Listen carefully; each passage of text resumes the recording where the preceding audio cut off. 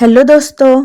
तो चलिए आज हम बात करने वाले हैं उस पवित्र महीने की जिसे सभी महीनों का राजा कहा गया है, कार्तिक मास। यह वह समय है जब स्वयं भगवान विष्णु अपने शयन से जागते हैं, जब माता लक्ष्मी का आशीर्वाद सबसे अधिक मिलता है और जब हर दीपक, हर भक्ति, हर कथा का फल करोड़ों गुना बढ़ जाता है। कहते हैं जब वर्षा ऋतु समाप्त होती है और सूर्य तुला राशि में आता है तब प्रारंभ होता है कार्तिक मास। यह महीना अति पुण्यदायी होता है। शास्त्रों में कहा गया है, कार्तिके दीपदान च सर्व पाप प्रनाशनम, अर्थात कार्तिक में दिया गया एक दीपक भी अनंत पापों को नष्ट कर देता है।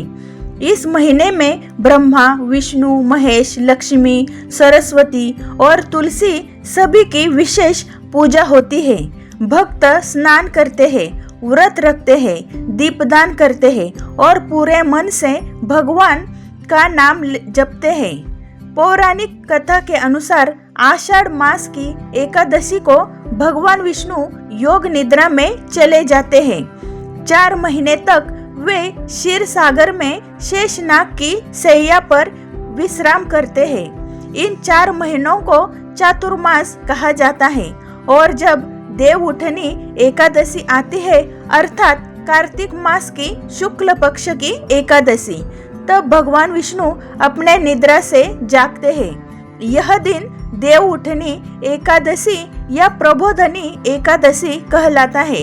इस दिन से सारे शुभ कार्य जैसे विवाह, मांगलिक कार्य, तुलसी विवाह आरंभ हो जाते हैं, क्योंकि अब भगवान जाग चुके होते हैं और उनका आशीर्वाद सबको प्राप्त होता है।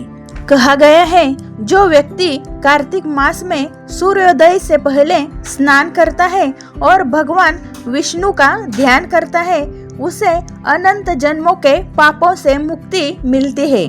भक्त ब्रह्म मुहूर्त में उठते हैं, पवित्र नदियों या घर के जल से स्नान करते हैं और दीपक जलाकर भगवान को अर्पित करते हैं। एक बार माता लक्ष्मी ने भगवान विष्णु से पूछा, प्रभु कौन सा मास सबसे प्रिय है आपको?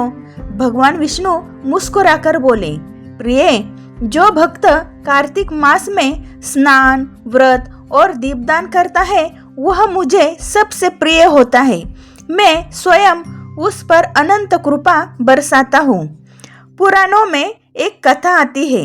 एक बार एक गरीब ब्राह्मण था जो बहुत दुखी जीवन जी रहा था। उसके पास न पूजा करने के साधन थे, न भोग लगाने के पैसे, लेकिन उसके हृदय में सच्ची भक्ति थी। एक दिन उसने कार्तिक मास की पूर्णिमा की रात को मिट्टी का एक छोटा दीपक बनाया और भगवान विष्णु के नाम से जलाया। वह दीपक भले ही छोटा था, पर उसकी भक्ति बहुत बड़ी थी। भगवान विष्णु ने प्रसन्न होकर उसे अगले जन्म में राजा बना दिया और बोले, जो भक्त कार्तिक मास में दीपक जलाता है वह मेरे धाम को प्राप्त होता है। इस महीने में मंदिरों में, घरों में, घाटों पर दीपों की ज्योति दिखाई देती है। भक्तजन गीत गाते हैं, कथा सुनते हैं और तुलसी के पौधे के चारों ओर दीपक जलाते हैं। रात को गंगा, यमुना और नर्मदा के तट पर दीपदान का दृश्य इतना दिव्य होता है मानो धरती पर स्वर्ग उतर आया हो। हर दीपक, हर प्रार्थना, हर श्री हरि नाम का उच्चारण आत्मा को शांति और मोक्ष की दिशा में ले जाता है।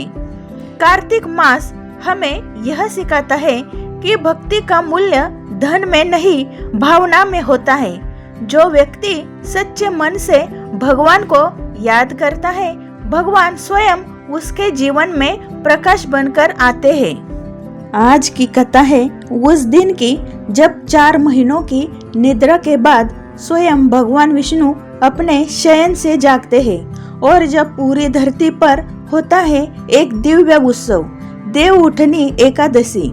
यही दिन तुलसी माता के विवाह का भी आरंभ होता है। पौराणिक ग्रंथों में आता है कि आषाढ़ शुक्ल एकादशी को भगवान विष्णु योग निद्रा में चले जाते हैं। 4 महीनों बाद कार्तिक शुक्ल एकादशी को वे जागते हैं।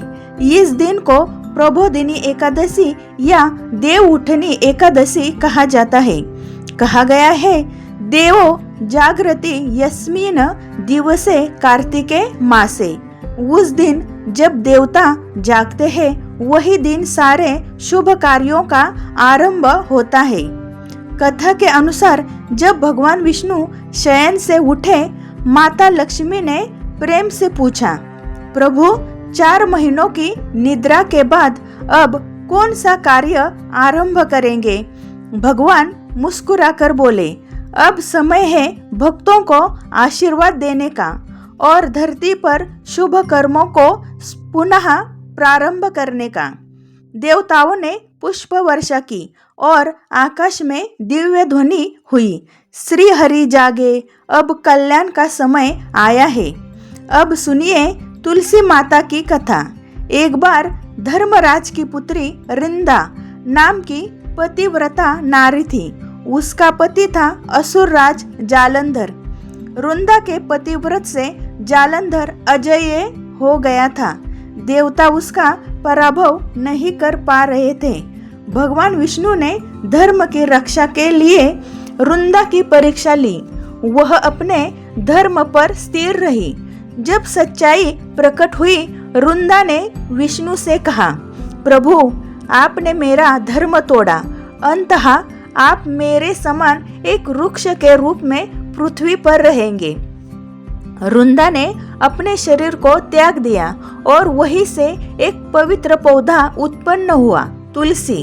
भगवान विष्णु ने कहा, हे रुंदा, आज से तुम मेरी प्रिया तुलसी कहलाओगी। बिना तुम्हारे पूजन के मेरा पूजन अधूरा रहेगा।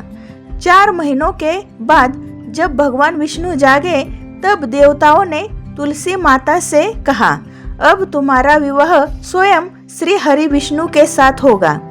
कार्तिक शुक्ल एकादशी से लेकर कार्तिक शुक्ल द्वादशी तुलसी विवाह पूरे भारतवर्ष में हर्ष उल्लास से तुलसी विवाह मनाया जाता है।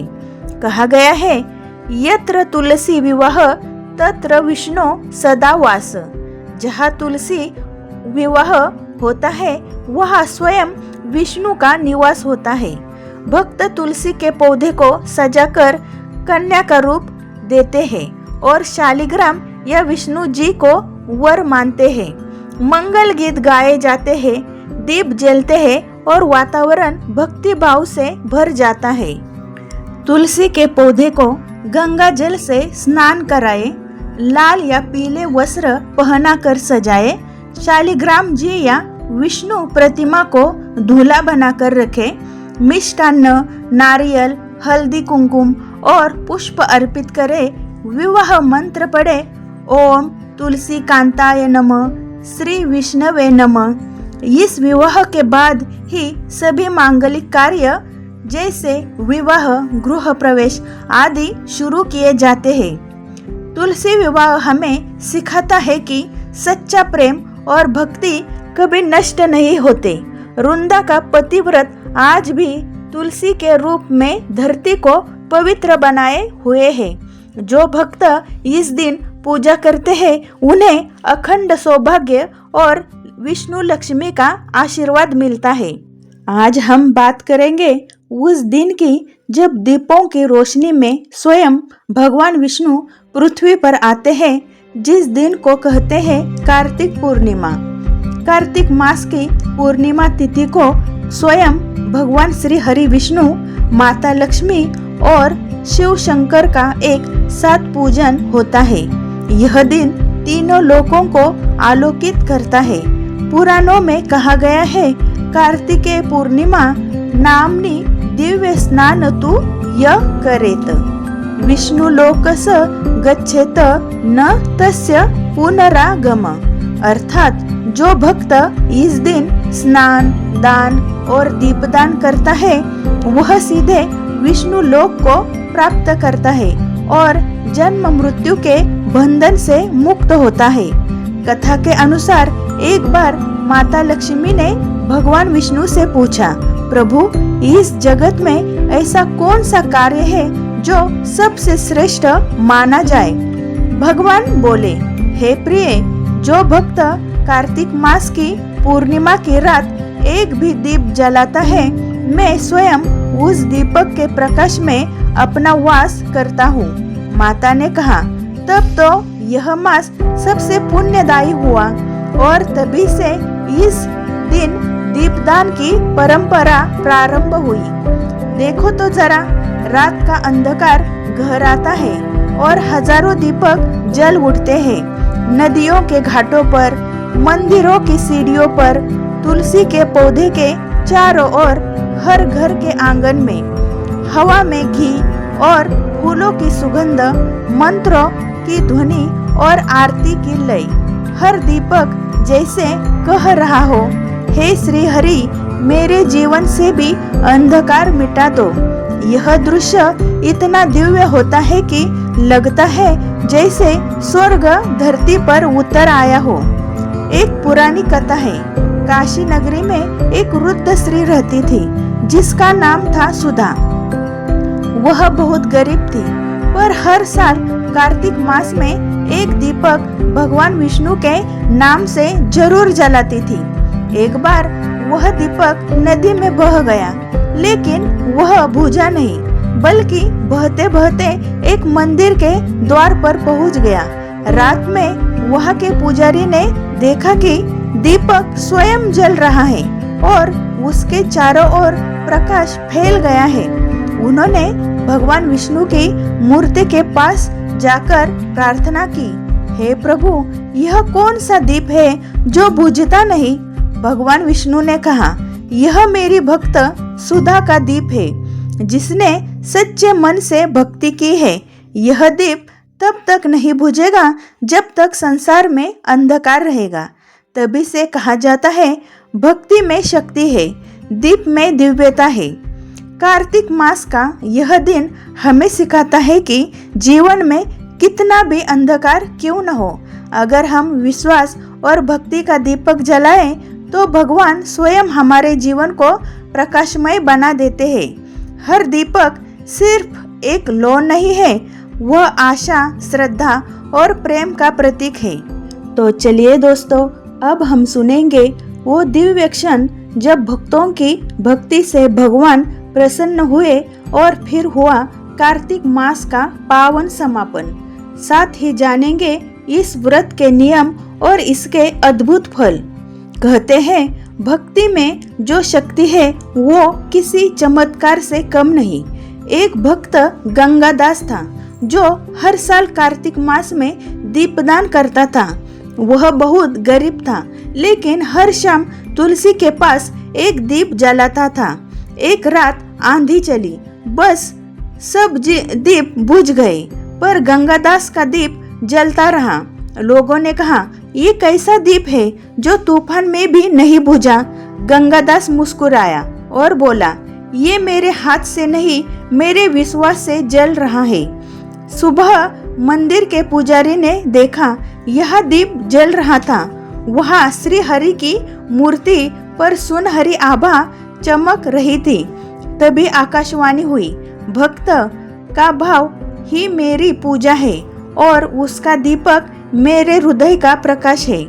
उस दिन से कहा गया, कार्तिक का दीप न केवल घर में रोशनी देता है, बल्कि आत्मा में भी प्रकाश जगाता है।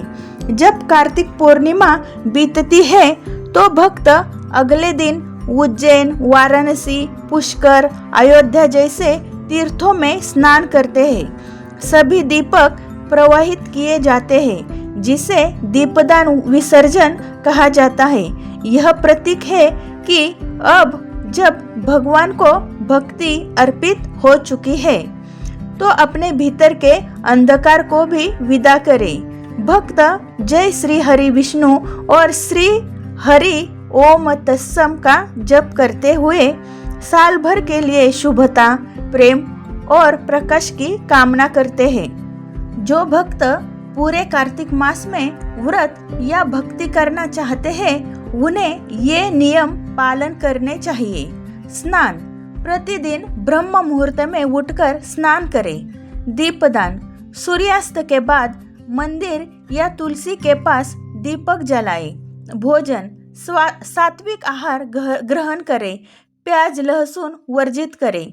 पाठ, श्री हरि विष्णु सहस्त्र नाम, भगवद गीता, तुलसी स्तुति का पठन करें।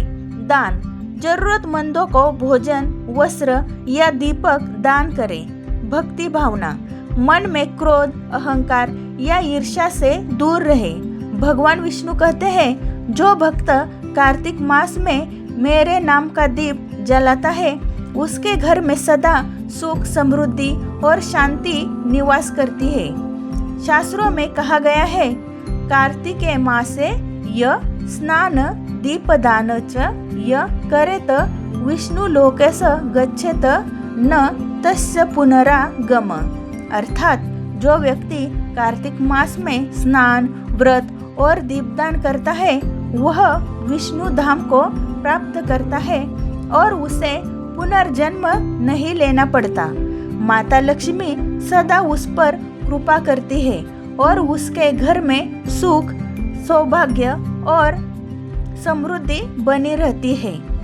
तो प्यारो भक्तों, कार्तिक मास की यह कथा हमें सिखाती है कि सच्ची भक्ति वही है जिसमें प्रेम, त्याग और विश्वास हो। जब हम तुलसी माता, भगवान विष्णु और माता लक्ष्मी की सच्चे मन से आराधना करते हैं तो जीवन का हर अंधकार मिट जाता है। जो भक्त पूरे महीने भगवान विष्णु का नाम स्मरण करते हैं, दीपदान करते हैं और हरि भक्ति में लीन रहते हैं, उन्हें स्वयं भगवान विष्णु का साक्षात आशीर्वाद प्राप्त होता है।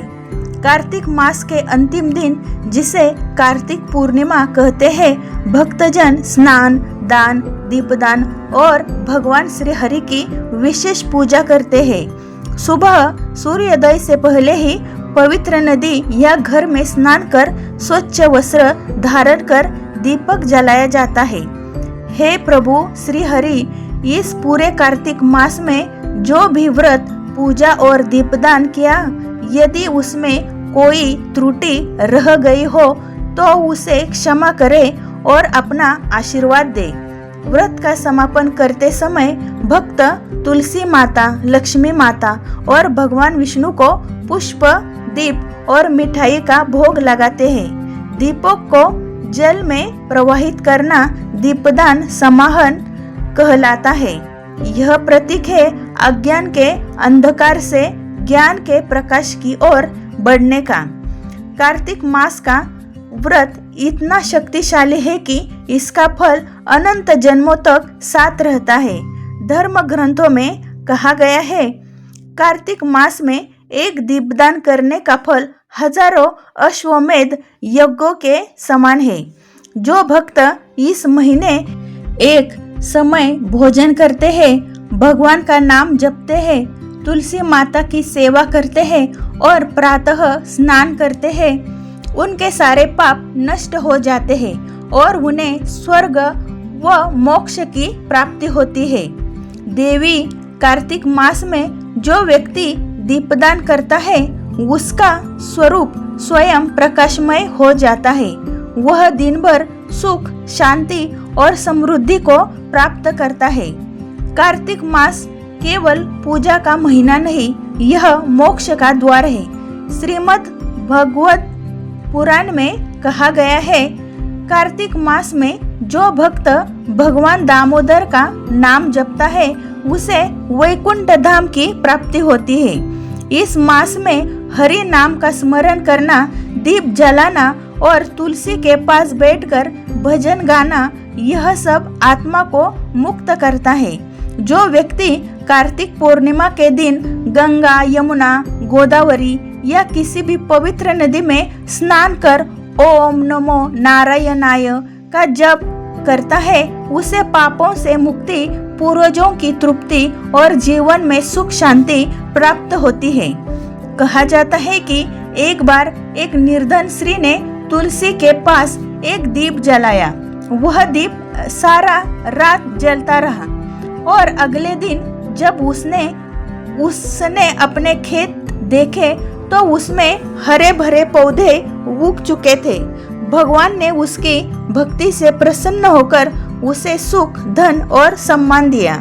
इसी प्रकार एक साधु ने कार्तिक मास में केवल एक हरि नाम का जप किया। महीने के अंत में उसे स्वयं भगवान विष्णु के दर्शन हुए। इससे सिद्ध होता है कि भक्ति में शक्ति है, सच्चे भाव में प्रभाव है। भक्तों, कार्तिक मास की यह पवित्र कथा यही पूर्ण होती है। जिसने इसे श्रद्धा से सुना उसके जीवन से अंधकार मिट जाएगा और प्रभु विष्णु की कृपा सदा बनी रहेगी। हर हृदय में हरि नाम गूंजे, हर दीप में प्रकाश फैले, यही कार्तिक मास का सच्चा संदेश है। तो बोलो जय श्री हरि, जय तुलसी माता।